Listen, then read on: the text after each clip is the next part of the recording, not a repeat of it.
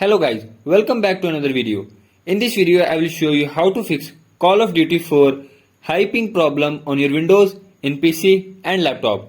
So to fix this issue, follow every step as I am showing in this video, and do not forget to subscribe this channel and also press the bell icon for the latest upcoming videos. Hope so this will fix your problem and help you a lot.